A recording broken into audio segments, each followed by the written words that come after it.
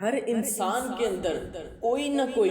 ایسی خوبی ہے جو اس کو خود کو معلوم نہیں۔ اگر اس کا دل اندر سے زندہ ہو جائے، یعنی باہر والی آنکھ بند ہو کر اندر والی آنکھ کھل جائے، تو یقین مانو اس کی خوبیاں اس طرح باہر نکلیں گی، اس طرح باہر نکلیں گی کہ اس کو خود کو معلوم نہیں ہوگا۔ اللہ تعالیٰ نے انسان کا دل صرف ایک لوتھرا ہے،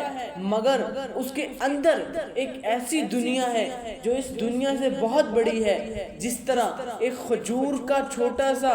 گٹک ایک اتنا بڑا درخت بناتی ہے، آگے اور پتہ نہیں کتنی کھجوریں لگاتی ہے، اسی طرح جب انسان کا دل اللہ تعالیٰ کے ذکر میں مشغول ہو جائے، دین کی طرف آ جائے، اللہ کو راضی کرنے میں آ جائے، تو یقین مانو اس میں سے ایک ایسا درخت نکلتا ہے، وہ ایک ایسا بن جاتا ہے کہ وہ پتہ نہیں کتنے لوگوں کو زندہ کرتا ہے۔ ہمارے پیر و مرشد فرمایا کرتے تھے کہ انسان یعنی مردے انسان کو زندہ کرنا آسان ہے،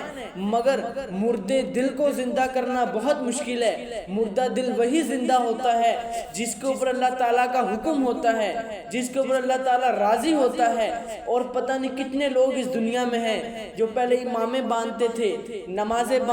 پڑھتے تھے،